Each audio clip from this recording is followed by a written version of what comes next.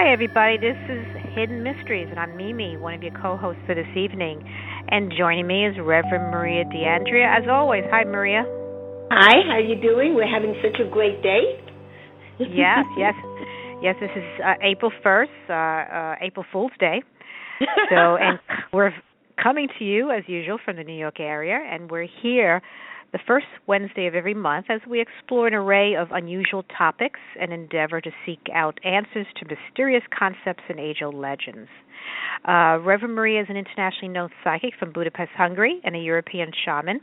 She's also a published author, spiritual life coach, metaphysical practitioner, and public speaker who has traveled to many places to speak on spiritual, psychic, and paranormal topics. And you can check out Maria's website at mariadeandrea.com, or you can use the links below our show's description here on Blog Talk, and you can be, really, we'll export you right over to that website right on the moment there. And you could also check out her books that she's authored. I personally have researched topics on the paranormal spirituality for many years, and I produced a local cable show for 14 years on the very subject. You can check out my website at mquestmedia.com to see segments of MQuest TV or articles on the Soul Quest newsletter and leave comments or questions on the blog there. For anyone who would like to join us in our chat room, it's open, and I'll relay any questions or comments you might have on today's topic to Maria. If anyone would like to call and speak with Maria individually, you can call her after the show at 631-559-1248. Today we're going to take a look at the aura and consider its significance when used to define who we are and how it may help us. Edgar Cayce perceived the aura as a series of vibrating colors that surrounded an individual and provided a barometer of a person's health, state of mind, strengths, weaknesses, and even desires. In fact, Cayce believed that every thought and action possessed an energetic vibration that was essentially reflected in a person's aura. In their book, Edgar Cayce on Auras and Colors, Kevin Tedeschi and Carol Ann Liaros stated that we appear to be solid, but in reality, our physical bodies are made up of millions of moving molecules with a lot of space in between these moving molecules. All it really takes to see an aura is an eye adjustment. We need to train ourselves to see on this higher, finer level of energy. It is simply a conscious refocusing of the eye. So, Maria, from your experience, and I know you've worked with auras over your professional life. Decades would just age me, but decades. Decades, forever. Yeah. This lifetime, past lifetime, next lifetime. Exactly. So, from your professional expertise, describe to us what is an aura and really what is it? How does it help us? Okay, well, first of all, I find that people have a misconception. They always look at it as our aura, our energy field, is inside our physical body. And aura is basically our energy body because we come into this planet as an energy body coming into the physical plane. So what people may not know is that the energy field is inside the physical body and emerges outside of it. So it's really funny. People think of it as the other way around. And it really isn't because we are the spirit body. So, for example, if I see the outline of someone's aura, if there's something wrong, I may see an indentation or a buckling as an example or a grayish color. And then that way I can warn them that something's coming up in a health issue or a situation that's emotionally devastating or negative. And then if you know ahead of time, then you can improve on it, fix it, avoid it. So the point of knowing ahead of time is to improve the situation instead of letting it go to fruition, which would be negative. Okay, so as an example, auras can give you readings on your health, on your emotions, on your mental outlook, at the current time, actually, because like any other individual, we're always in the process of changing.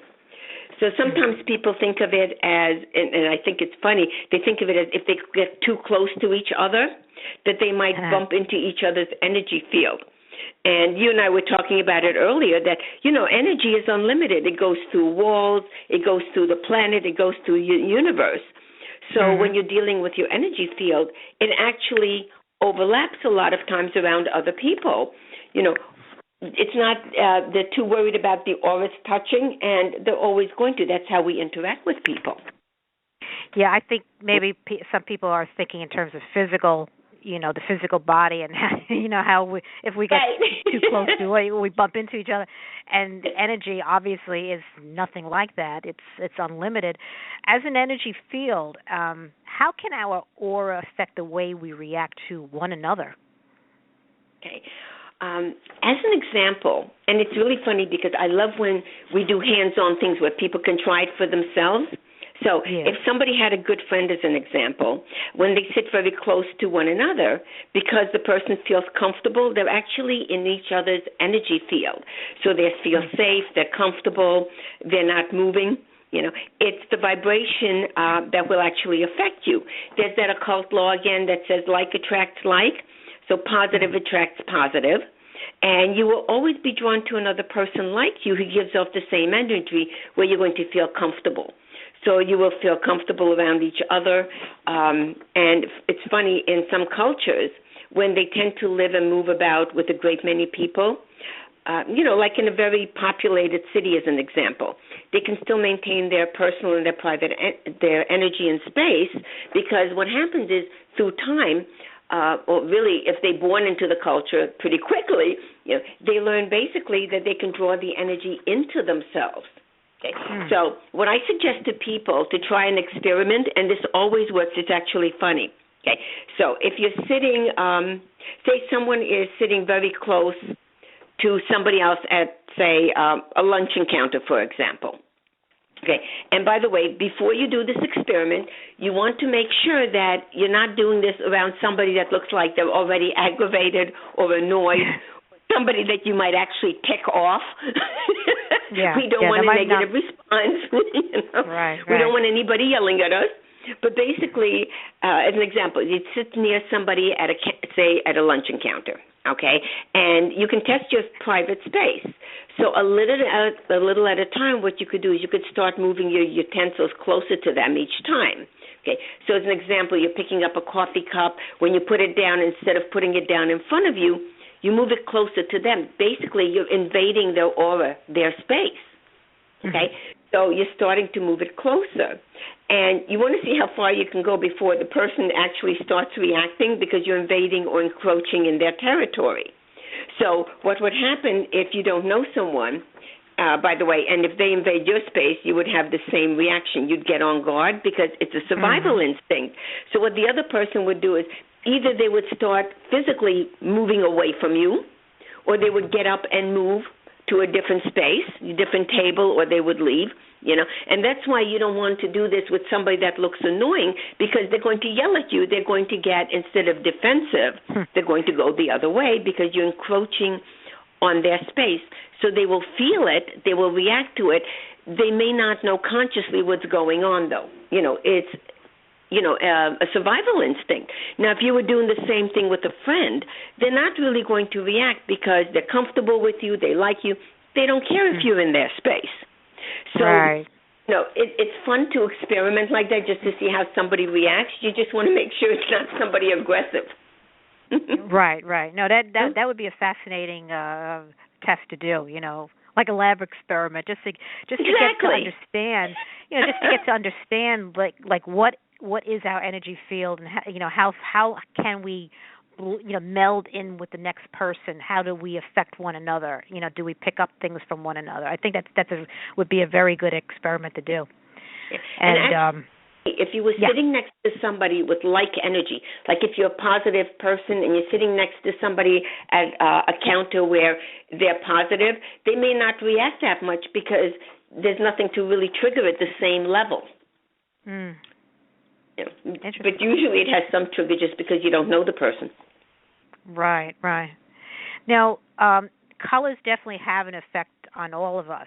it's been said that color is a collectively perceived illusion. What we think we see is actually a byproduct of the way in which the vibration of visible light is perceived by the eyes and the brain. So what role does color actually play when studying one's aura? Okay. Well, first of all, they all have different vibrational frequency, for lack of a better term, all colors.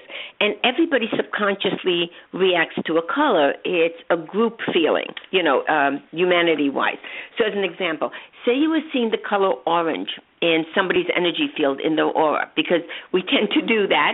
If you're seeing somebody's with orange, usually it's showing sexual energy as opposed to red, which is a little bit more vibrant and intense and a little bit more aggressive about it. But basically, it's a sexual energy. And it's really funny. If somebody's wearing a lot of orange, you know what they're into. Good. Oh, whoops. We know what you're thinking. But also, it is a vital color. So sometimes it shows that the person is being thoughtful or considerate. Okay. Sometimes it could actually mean, as an example, that somebody's lazy. So a lot of what also plays into it is the color's vibrant or what shade it is, or if it's murky or dark. Okay? And as an example, red is very high energy. It's also sexual, but basically it's just high energy and it's increasing energy levels. So it has inner strength. It's very focused. With some people, it can actually be very intimidating.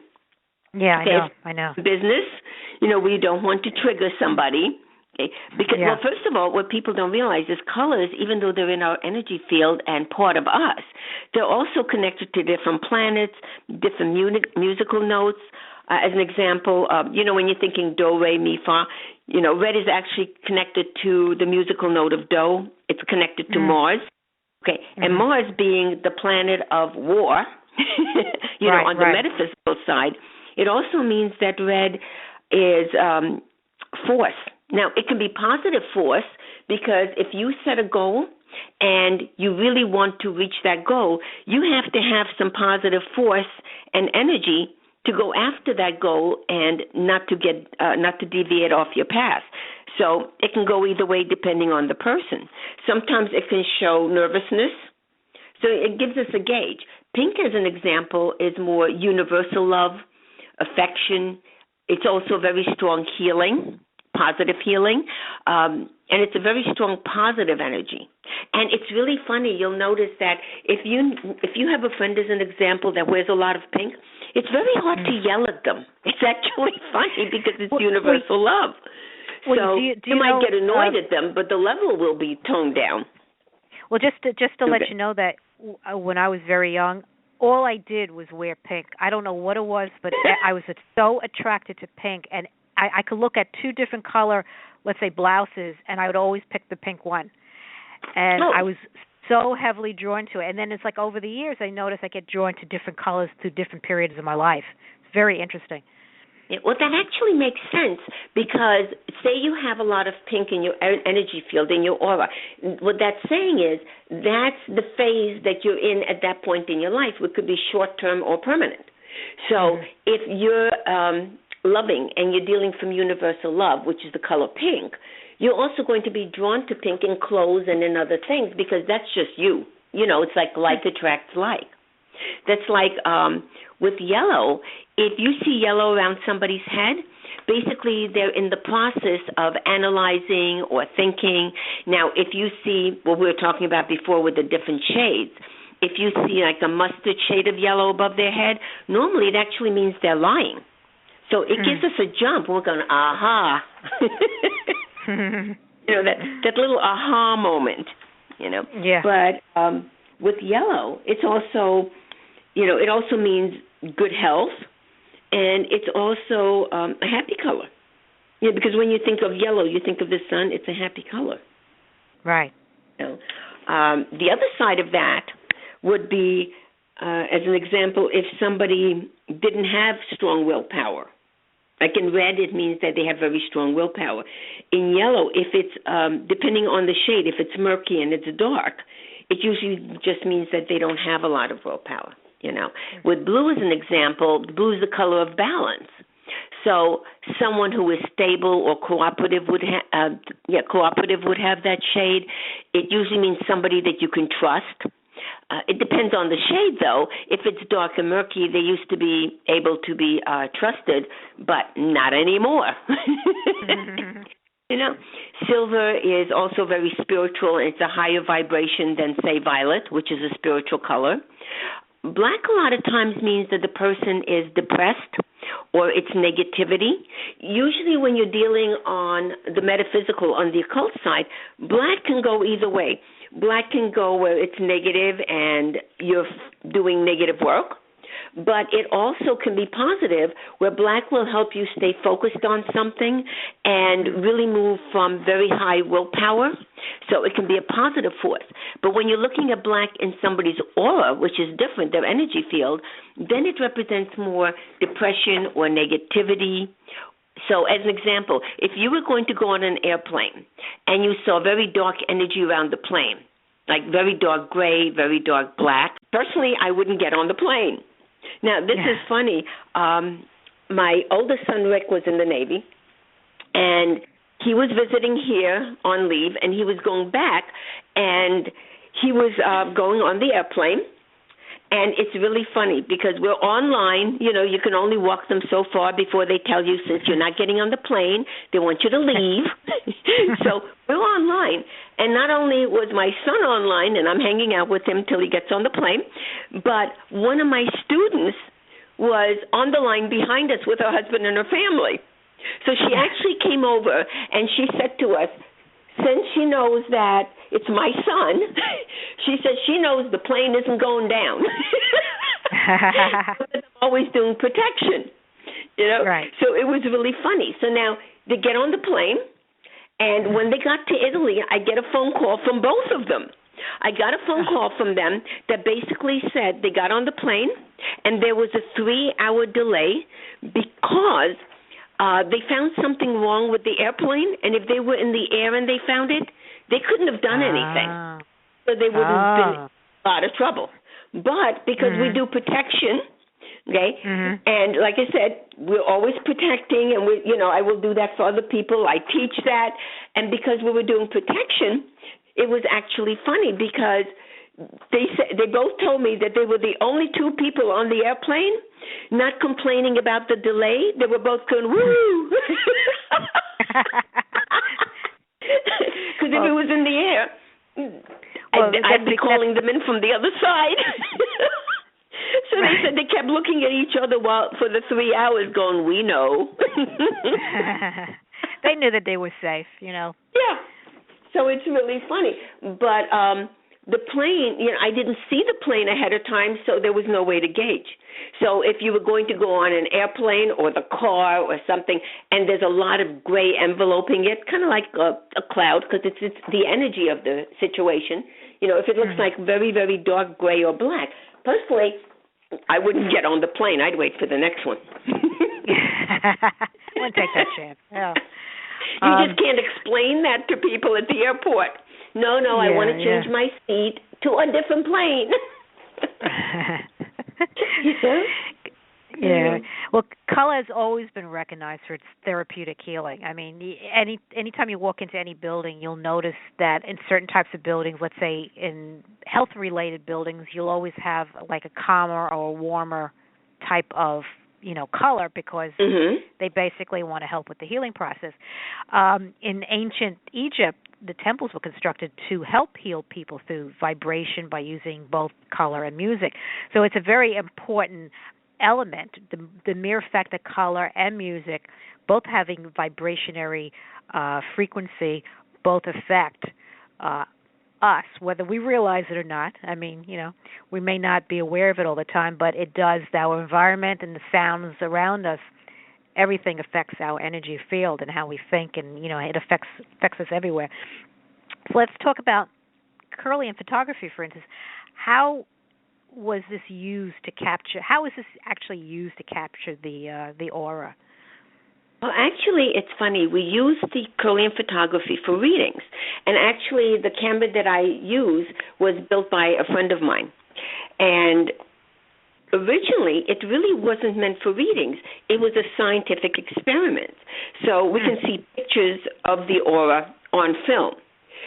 So if they're focused on manifesting, as an example, like using getting a new car, or they're thinking about a car, or they have issues with it, it would the car would actually show up, or something about the car on the picture.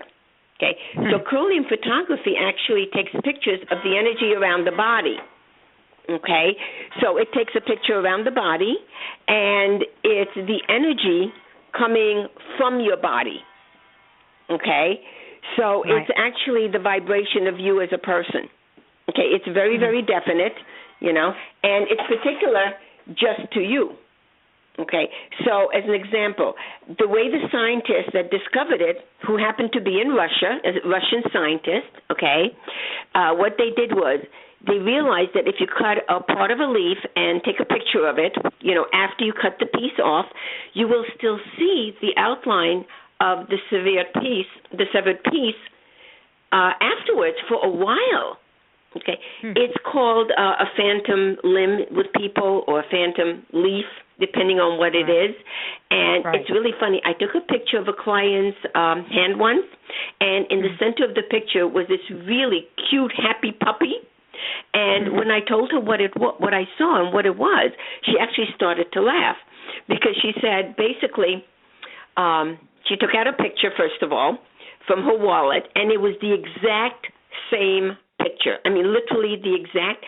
And she said the reason was she was very excited about her new puppy, but she's been married forever, so she wasn't. So she said her focus wasn't on her husband. She was used to him. So her whole focus was on the new puppy. And usually in a reading of Kirlian, the people, by the way, will see the picture themselves. It's not just you telling them. Okay, but a lot of times you have numbers, you have initials, you have pictures of things, and it was funny because the only thing in the center of this picture was the puppy.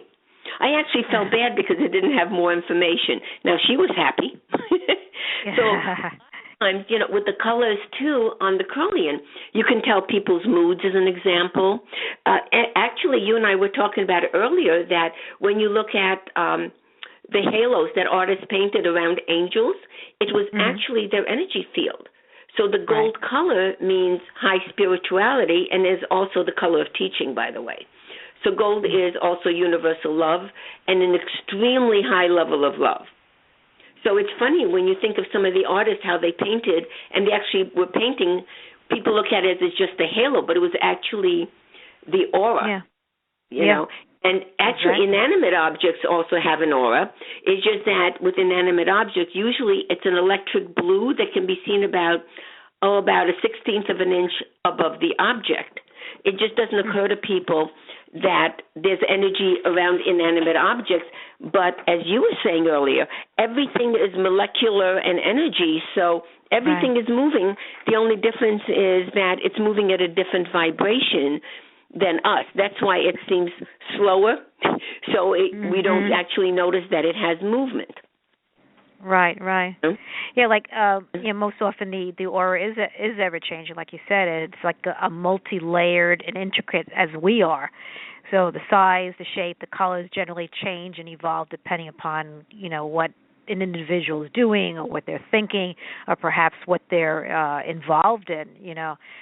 So how can we develop our eyes to view the aura, and whether it's ours or someone else's? I mean, sometimes if I'm not looking at a person head on, usually I'm able to see the color around them myself. But it's usually like I'll see it like off to the side. I don't look at it, head on, but off to the side. Mhm.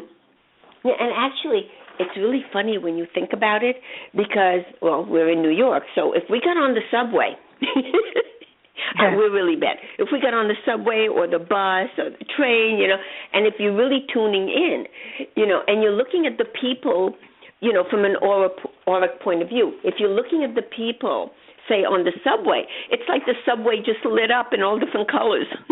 We try not to do that ethically, but sometimes, you know how it is, you can't help playing. So the way you would actually do this, there's a number of different ways where, you can get into heavier techniques. However, and I do teach this, but this is a short version. You know, when you look at those pictures that they used to have in the books where if you really stare at one spot on the picture, you know, just one spot, eventually your vision, your physical vision will unfocus, and then you'll have like a dinosaur or something pop out of the picture. Okay. Yeah, I think I know. So basically, if you're looking at a person, if you look a little bit above them, not at the person physically, if you look a little bit above them or a little bit next to them, and you're staring, I mean, you're literally staring in that direction, your eyes will unfocus. You just have to pick a spot to look at. So as an example, you can always look at, we don't want to be super obvious, but say you wanted to look at somebody's energetic field, their aura. If you look at, say, their hair, like the edge of their hair, okay? Because all they're going to see is that you're looking at them. They're not going to notice you're not looking at their face. You're looking at their hair, okay? What happens is if you pick a spot and you really focus and you keep staring there, your vision physically will unfocus, and that's when you start seeing things spiritually, psychically, and your aura. Yeah. Well, you know, also. Yeah. Also, sometimes if I'm not seeing a person's, you know, the color around them, sometimes I'll just see like an overlapping of an image around the person, and I'm thinking it's probably, you know, maybe like part of the energetic field, but I haven't focused in on the color as yet. But I do see sometimes that overlapping around their heads, for instance, you know. So it's probably the proverbial halo that everybody's like, you know, draws in those paintings. But I often think of it's probably the beginning of seeing the color, you know. Right. You know, and it's really funny because sometimes different people pick it up differently. Okay, so sometimes people will perceive the color, and sometimes what they do is perceive the shape around the person more than they might pick up the color. Everybody picks up a little bit differently. So what we were saying earlier is if you're looking at somebody's aura, their energy body, and there's like a little dip into it, instead of it just flowing, you know, and there's like an indentation, it's telling you that the balance is off in that area of their body. So if you're seeing it either like a little bump coming out or an indentation in the aura, say around the liver, you know, it's telling you that there's going to be a health problem coming up in that area, or there already is one. So then you know that that's the area you need to, you know, go somewhere to be healed or to check it out, and that could be spiritual healing like we do. It could be the medical field. It's wherever the person needs to go, where they're comfortable. Okay, but it will actually tell you this is the area that's off. Now, a lot of times we will fix that with energy, but people always have to go with whatever modality resonates for them, whatever their connection is. So sometimes they don't see the color, they just see that part. Very interesting. Well, we're coming down to the close of the show. You have any last-minute things that you'd like to say? Okay. Well, first of all, you know, you and I really don't remember to do this. I remembered on the last one at the end. Okay. But I just want to say to people, you know, that, you know, if they want us to come, either one of us or both of us to come and speak at wherever their organization is or whatever they have going on, you and I normally travel and do that. Okay. And we always have such a good time meeting people, don't we? Oh, yeah. And well, yeah, I'll give everyone your number again. I just want to thank everyone for joining us this evening on Hidden Mysteries, and be sure to mark us as your favorite so that you continue to receive notifications of upcoming shows. Visit us on Facebook.com/MQuestMedia, and there you can send either comments or suggestions for upcoming shows. Let us know what questions you may have on today's topic that we may not have covered, or perhaps stories of your own experiences. You can get in touch with Reverend Maria at mariadeandrea.com or call her at 631-559-1248. So have a nice night, and thank you all for joining us, and we'll see you next time on Hidden Mysteries. Yeah, and may God bless you abundantly.